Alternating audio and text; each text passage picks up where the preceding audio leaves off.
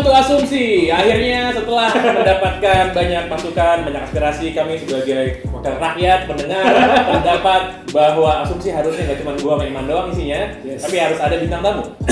Dan siapa lagi yang bisa kita undang kalau bukan yang paling kita kenal? Berarti bintang tamu pertama kita adalah Panji Pragiwaksono. Ini kehormatan lo bisa nongol di Asumsi lo. Siap. Thank you udah datang. Kenapa emang kalau? Ya kan keren aja. Asumsi ini kan isinya dua anak muda keren, YouTuber bermartabat. Oke ya, karena ada Panji di sini dan tentu saja kita nggak mau ngomongin soal stand up-nya dia atau soal album hip hop. Alexa X. Kalau lo nggak tahu, Panji juga punya album hip hop. Dulu Pangnya backing vokalnya. Ya zaman masih Justin Bieber. Iya, tapi kita mau ngomongin soal yang paling obvious tentu saja kita ngomongin soal Pilkada DKI yang sudah masuk ke putaran kedua. Karena kenapa? Karena Panji adalah bagian dari tim kampanye paslon nomor 3 Anies Baswedan dan Sandiaga Uno. Tim resmi ya. Tim resmi. Jadi bukan cuman buzzer. Ya. Bukan cuman, jadi misalnya kan kalau lo lihat ada misal petinju mau masuk ke dalam ring tuh kan, di belakang kan banyak tuh kan. Ini bukan entourage, ini yang di depan bawain sabuk juaranya si petinjunya nih, beneran nih. Dan siap dilempar-lempar botol gitu. Jadi ini beneran, legit. Yang paling obvious sih sebenarnya gue nggak mau nanya berbagai pertanyaan yang standar karena kalau standar Panji ada jawabannya pasti kan. Iya. Dicecar. Gue mau nanya gini aja. Gue kan kenal udah lama sama Pak Anies ya kan. Secara personal bah. Personal ngobrol gitu, ngobrol bareng. Ngobrol. Ya nggak deket-deket banget, cuman ngobrol. Gue yakin sih, gue tahu. Cuman gini, pertanyaan lo gini. Dan juga mewakili pertanyaan banyak orang. Pak Anies yang sekarang itu masih sama nggak sih kayak Pak Anies yang dulu yang dikenal bertahun-tahun sebagai sosok yang ramah, yang moderat, yang care sama anak muda. Masih Pak Anies yang sama nggak sih yang sekarang running di Pilkada DKI? Menurut gue masih, cuman makin kesini makin kelihatan bahwa ini orang layernya banyak. Jadi orang cuma ngeliat ini doang, habis itu kelihatan lagi layer di dalamnya. Gue juga kenal cukup lama. Nah, kalau Mas Anies yang gue kenal dari dulu sampai sekarang masih sama. Gue memang mengenal Mas Anies tuh punya keluasan politik. Ini orang bukan cuman punya temen di lingkaran perpolitikan. He knows his way. He doesn't know his way. Jadi menurut gue ya kayak kita semua lah. Pertama kali ngeliat lo taunya satu layer doang, terus pas kenal lebih dalam ternyata dari layer lain, baik ataupun buruk layer tersebut. Dimanapun Pak Anies, he's a politician, right? Iya, he's a politician. Nah, gue rasa ketika dia memutuskan untuk terlibat di konvensi Demokrat, apalagi ketika dia jadi menteri, kayaknya orang Indonesia mesti ingat bahwa Mas Anies ini ya udah politisi sekarang. Jadi kalau misalnya menjadi sebagai seorang politisi, tentu saja melakukan manuver kanan kiri atau pindah-pindah tuh bukan sebuah langkah yang haram ya harus sebagai politisi ya? Rasanya enggak, karena lu dan gue tahu, ya sebenarnya semua juga tahu. Hanya saja kadang-kadang ketika ada sesuatu langsung jadi leverage untuk serangan. Everybody is like that. Atau jangan-jangan orang belum siap sih menurut gue ya. Enggak, gini. Atau jangan-jangan bener banyak orang yang lupa kalau gimana pun Pak Anies politisi sebenarnya. Iya. Jadi sudah gue pun bisa mengakui itu. Orang ngelihat Mas Anies sebagai kayak kuda putih gitu. Kayak orang Indonesia tuh masih seneng sama tokoh Satria Piningit gitu. Kayak berharap bahwa selalu akan ada tokoh suci yang menyelamatkan kita. Which is it's actually will never be like that. Si Satria Piningit yang lu cari ya lu sendiri gitu. Bukan lu jangan bersandarkan harapkan sama orang gitu. Mas Anies adalah orang yang baik, orang yang kompeten, orang yang punya gagasan, yang punya program. Tapi ketika dia udah menjadi politisi, ya ada banyak yang dia mesti lakukan gitu. Sama kayak Pak Jokowi, you'd be surprised Pak Jokowi itu seperti apa sekarang dibandingin dia dulu gitu. Tapi kan kita juga sadari memang presiden adalah kayak CEO-nya politisi gitu. You have to be the best politician to be the president. Memang kayak gitu, Pak Jokowi is a politician, Mas Anies juga is a politician. Dan lu akan kali ya. Terus moving on kan, gue sama Iman ini udah sering banget ya dari dulu ngajakin, Ji, lo gak mau ikutan terjun berpolitik dalam berbagai kapasitas gitu ya. Oh, lu ngajakin gue ya? Udah berapa kali ya? Terbuka ya sama mereka? Terbuka. Gue sama Iman kan politis gak pernah ikut-ikutupin. Cuman gini, selain berbagai jawaban standar yang lo muat di blog lo soal kenapa lo akhirnya turun berpolitik gitu. Lo tahu jawabannya yang dari gue langsung juga belum gue. Iya. Cuman yang lain belum tahu. Oh iya. Mau lo ngomongin nggak? Kira-kira kenapa lo harus memutuskan untuk yes, this is my time, this is my moment to join in politics? Sebenarnya kan kita pernah ngobrol sih, ini kalian bertiga pernah ngobrol bahwa alasan gue nggak masuk politik itu bukan karena gue takut dan apa gitu. Hanya saja gue sekarang udah berdamai dengan diri gue sendiri. I used to want to be a politician. I used to. Even when the days yang lo ngajakin gue, I'm still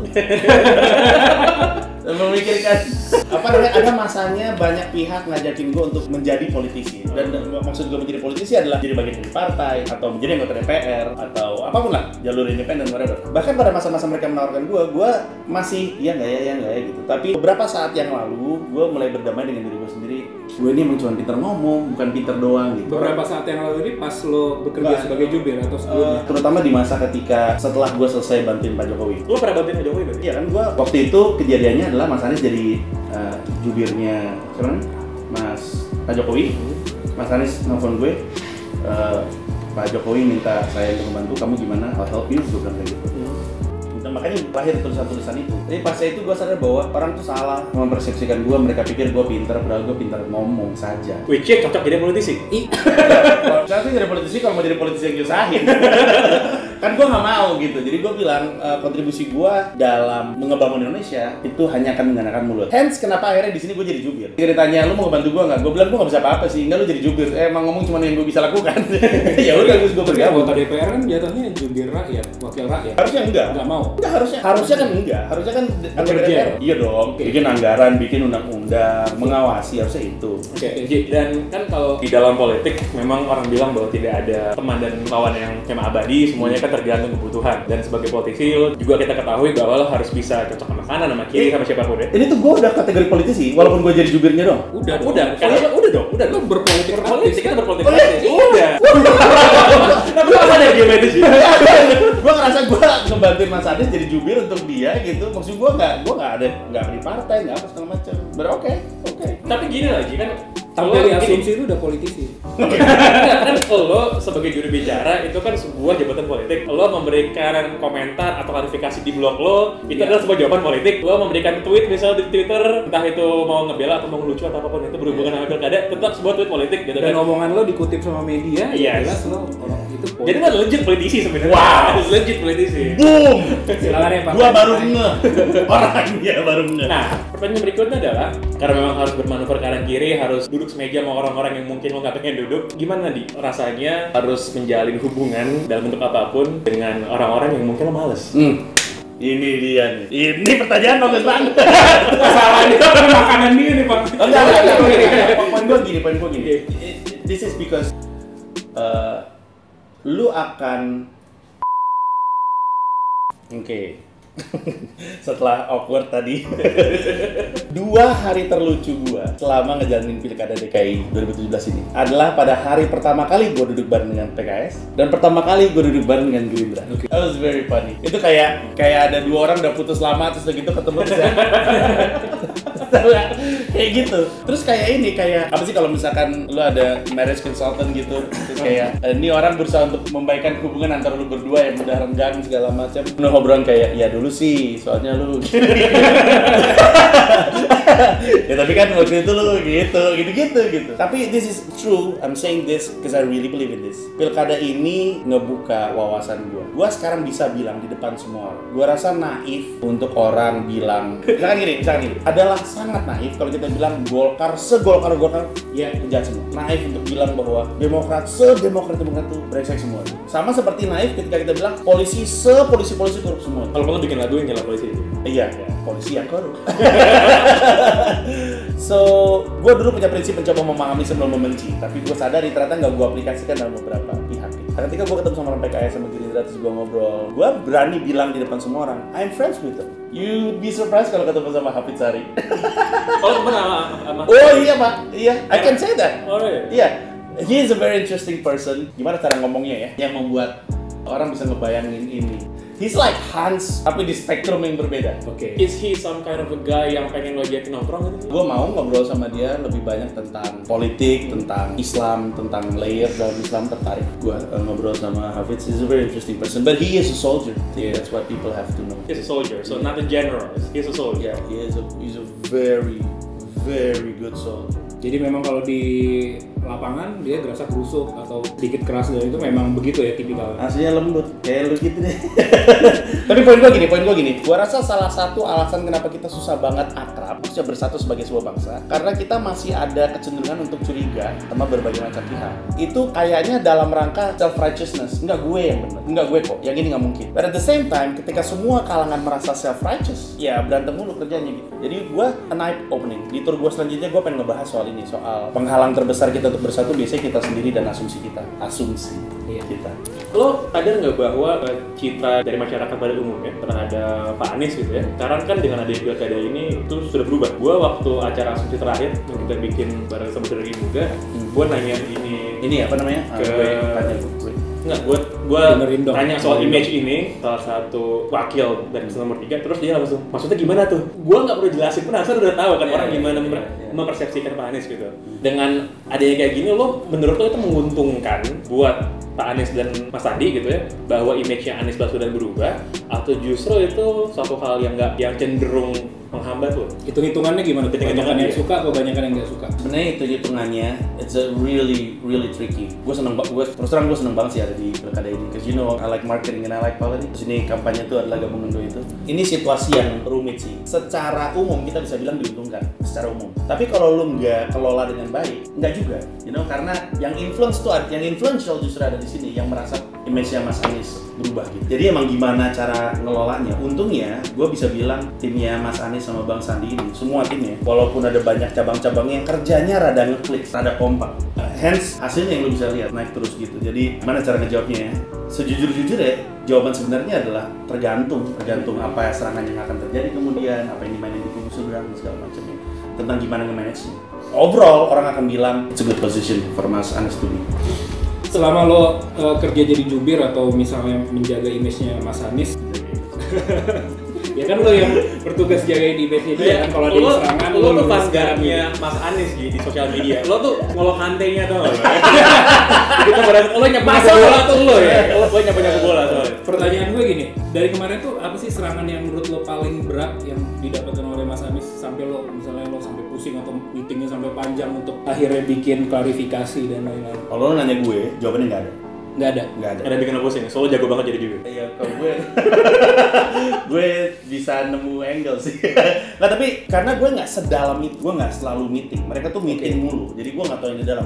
Asumsi gue, kayaknya salah satu yang paling berat untuk diatasi adalah image soal Mas Anies Syiah dan Jil pada saat yang bersamaan. Ya karena sebenarnya dengan rebranding dan repositioning lately menurut gue itu pelan-pelan akhirnya iya. Tapi masih ada sisanya. Kemarin gue interview di sebuah radio, ketemu radio anak muda paling terkenal di Jakarta. Terus ketemu sama resepsionisnya ngomong soal Mas Anies itu Syiah ya. Maksud gue buset. Yang ngomong udah Rizik loh, kalau dibuka kurang siapa lagi. Mesti menunggu siapa lagi nih ngomong. Gue mau sedikit memperlebar sekarang soal partai yang mendukung Mas Anies sama Mas Sandi. Kita kan tahu juga bahwa lo punya sejarah dengan Prabowo. Kayak gue sama lo juga sih sebenarnya. Sama kita semua. Kayak kita semua. Cuman gue sama Iman udah pernah ngomongin, kita juga diasumsi bahwa positioning dari Pak Prabowo tuh layu tidak harus tahun 2 tahun terakhir. Menurut gue keren banget. Iya, bagus banget gitu kan, nggak ikutan ribut-ribut, memposisikan diri sebagai salah satu bapak bangsa gitu, pakai banget. Nah, ini gue mau baca pertanyaan dari beberapa penonton yang asumsi. Buang body bener pertanyaan dia. beneran. Dari Ivan Wibowo, @Van Haseo, dia main Van. Doi, maksudnya @Panji sekarang udah biasa aja sama Prabowo. Terus dari Hanif Hasarjo mau tanya, cenderung Prabowo lebih dari Anies atau Anies lebih dari Prabowo? Maksudnya kalau lo disuruh dukung, lo kalau misalnya Prabowo kemana lo juga ngikut atau? Terus tambahan satu lagi, ada orang nanya tadi, kalau misalnya Anies jadi gubernur kan Pilpres pasti dia akan dukung Prabowo. Kalau Prabowo running lagi? Yes. Kemungkinan besar sih running lagi. Lo akan ikut bantuin Anies nggak mendukung Prabowo? 3 pertanyaan. Yang pertama, sikap gue. Yang pertama adalah soal. Gue udah oke aja. Lo udah biasa aja belum? Gue ini juga udah pernah gue obrolin sama teman-teman dari Gerindra. Jadi sama dulu kayak gitu. Oh, lo temen sekarang ya? Iya. Gue temen. Lo kenapa? Emang politisi beneran ya? Politisi beneran. Emang lu nggak punya teman Gerindra? Punya. Ya, terus kita juga ngobrol kayak gitu. Terus gue bilang, yang gue bilang ke dia sama yang gue mau bilang sekarang. Penilaian gue terhadap Pak Prabowo berubah, sikap gue terhadap beliau sama. Penilaian gue dalam arti kata sama lo. Kenapa sama gue? Kenapa kita sama? Ini soal posisi yang diambil. Gue perubahan penilaian gue ini bukan karena gue dekat sama beberapa orang Gerindra, tapi lebih kayak dia sama Jokowi naik kuda bareng. Oh iya. Terus pada minum teh di sana gitu. Kayak dulu kita jujur-jujuran aja lah. Dulu waktu anak-anak Gerindra bilang ini negarawan, terus di kepala kita ini negarawan mana gitu. Sekarang pada bilang dia negarawan, kita bisa bilang iya benar. Benar. Jadi penilaian gue terhadap beliau berubah, tapi sikap gue sama. Dalam arti kata, kalau Pak Prabowo pengen maju jadi presiden, boleh siapa yang mau ngalangin. Tapi menurut gue, kalau mau jadi presiden, mending lewatin sidang dulu untuk menyelesaikan kasus HAM-nya. Loh iya benar, karena kalau emang Pak Prabowo itu benar nggak bersalah, harusnya kan nggak masalah. Dan menurut Pak Prabowo juga bilang, ya gue juga mau sih sidang, ayo gitu. Ya udah, gitu. Itu agak menjawab pertanyaan nomor yang itu juga yang ketiga ya. Yang kedua apa tadi? Ya udah. Ya itulah. Kurang lebih posisinya jadi jelas ya. Oke, smooth banget tadi. Ada pertanyaan nih dari teman kita juga, saya sama Pas. Wah, bukan topik. Bukan topik. Gue kemarin habis interview di radio dia masih nongol gitu. Lu bilang dia orang kerjanya apa nih? Ini pertanyaannya, seberapa besar Panji punya kuasa atas konten dan tweet pilkada di timeline-nya dia? Nah, ini menarik nih. Sejujurnya it's a team effort. Dan untuk sosial media sendiri bukan cuma ada satu grup WhatsApp, ada beberapa. Jadi memang team effort dan disiplin sekali. Kalau lu notice di tweet gue, sebenarnya gue kalau mau disuruh liar bisa liar gue, tapi gue disiplin. Dan kedisiplinan itu yang membuat persepsi pemilih pemula terhadap kita relatif baik. Gue sering ngelempar usul, ngasih masukan, kasih arahan, tapi keputusan nggak pernah diambil sama gue karena ada lagi pihaknya. Tapi salah satu keinginan gue gabung dalam kampanye politik adalah untuk menyumbangkan suara. Kalau menurut gue ada sesuatu yang harus disampaikan, menurut gue tolong kita mesti address nih kayak gini-gini. Jadi gue bisa ngasih usul dan pendapat, tapi keputusan akhir bukan gue. Jadi secara langsung lo mau bilang bahwa semua materi apapun yang keluar itu based on approval dari semuanya gitu. Jadi nggak mungkin ada lone wolf yang nongol sendiri gitu. Kita nggak punya lone wolf sih. Jadi semua terkoordinasi ya? Iya. Kalau yang sayap-sayap pendukung atau misalnya kayak kemarin kan ada iklan tuh yang sangat kontroversial yang akhirnya gue dengar dari siapa gitu, ini katanya dibikin oleh sayap pendukung bukan tim resmi, itu gimana? Ya, nah itu dia. Kan rumah relawan banyak banget ya. Posko-posko relawan tuh banyak banget. Di setiap posko relawan itu banyak lagi sayap-sayap. Nah, kalau udah mulai ke lapangan kayak bikin iklan dan segala macam. Nah, itu udah banyak banget sumbangan soalnya. Kayak bentuk canggih dari poster nempel di pohon. Kita kan suka ngeliat semua paslon punya poster ditempel-tempelin. Kalau ditanya siapa yang ngerjain, susah nih. Ini inisiatif dari relawan gitu. Kayak gitu, bayangin tapi konteksnya digital. Dan itu banyak. Dan feeling gua nanti pas Pilpres lebih gila lagi. Di luar dari tugas dan posisi lo sebagai jubir nih paslon nomor 3, jadi hal apa sih yang pengen lo lihat terjadi dan tercipta di pilkada ini secara keseluruhan? Dalam lo posisi bukan sebagai jubir tapi sebagai warga.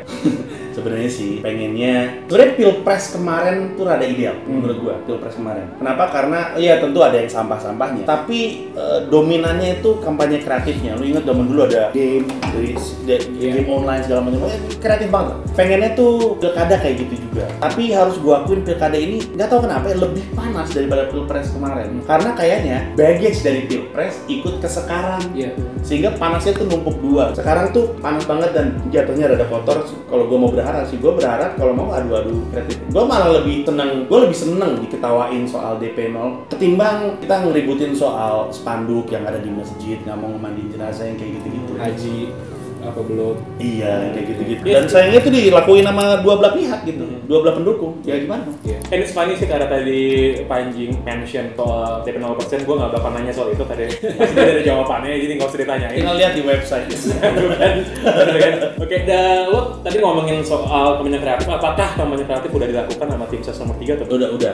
Terutama di putaran kedua, pembicaraan berulang-ulang ngomongin soal kita mesti gunain pendekatan kreatif lebih kencang lagi dan segala macamnya. Orang akan berasumsi secara matematis kayaknya Mas Anies dan Bang Sandi itu diuntungkan. Karena banyak lembaga survei juga bilang gitu kan. Kalau misalnya head to headnya Mas Anies dan Pak Basuki, yang diuntungkan Mas Anies. Tapi tim ini lucu. Tim ini itu punya mindset underdog dari dulu, dari awal. Dan dulu memang underdog bener.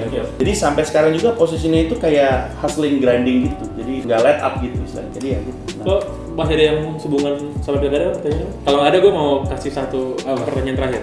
Yang ada hubungan dengan pilkada ini? Nggak ada hubungan dengan pilkada. Ada. Tapi ini benar-benar sucker punch loh. Wah, gokil. You didn't see it coming. Oke. Jadi menurut lu Ji, dalam kisru sekarang pemerintah Republik Indonesia sama Freeport gimana Ji posisinya? Ya elah, nanya Freeport sama gue. Gue nggak ngerti Pan, asli dah. Iya kan lo lihat-lihat di berita. Kira-kira nih ya, kira-kira kan ini udah jadi topik yang lama, udah bertahun-tahun kita pas zaman di provokatif juga udah pernah ngomongin ini kan. Dan gue nggak ngerti juga waktu zaman Kalau lu nggak ngelihat gue ngomongin sesuatu, itu karena gue nggak ngerti. Gue beneran nggak ngomong hal-hal yang gue nggak pahami. Karena buat apa gitu? Freeport, gue tuh kemarin sempat mau ngerti tapi nggak lupa karena gue lagi di tengah-tengah kerjaan. Gue pengen ngerti. Ada bisa jelasin nggak sih sama gue soal Freeport dengan sederhana nih kenapa sih masalahnya gitu? Dan gue tahu pokoknya Jonan ngomel-ngomel aja ini bayar cuma segini tapi apa namanya susah banget. Gue bahkan nggak ngerti tuh yang dibayar. I don't understand. Pertanyaan gue terakhir nih soal pilkada. Keyakinan lo calon lo menang atau calon lo kalah? Man, dari zaman nggak ada harapan aja, gue ngerasa peluang menang tuh ada. Susah ngomong, pakai tahu. Susah ngomong sama orang optimis kayak gue, karena nggak logis kadang-kadang. Berarti ini yakin banget? Gue sih yakin. Dan maksud gue di luar optimis lo kan pastinya ada hitung-hitungan tuh. Apakah hitung-hitungan yang beredar sekarang yang katanya wah pendukungnya Agus akan pindah semua ke Anies dan lain-lain itu lo pakai nggak? Sebenarnya nggak ada alasan untuk nggak make ya. Apalagi lembaga survei yang bilang demikian banyak, nggak cuma 1-2. Tapi ya gitu, kita tuh dari awal emang mindsetnya itu mindset underdog gitu. Karena kenyataannya apapun secara matematisnya Pak Basuki masih petahana gitu. So you know he has the upper hand. Jadi gue sih optimis dan gue selalu melihat peluangnya sih ada dan kelihatannya kita bisa menangin. That's why we do what we do untuk cukup lama dan karena kami ngelihat peluangnya di saat bahkan ketika di bawah jalannya naik terus sampai sekarang. Okay, one final question. Final question tadi terakhir. So who came up with OKOC? Siapa yang bikin OKOC? Karena terus terang itu ini banget ya, akan diingat banget sih. Dan mau Anies menang mau kalah. Dan siapa yang nyuruh kepada Mas Andi untuk apapun pertanyaannya jawaban harus itu. Dan menurut gua itu bener-bener brainwash teknik banget.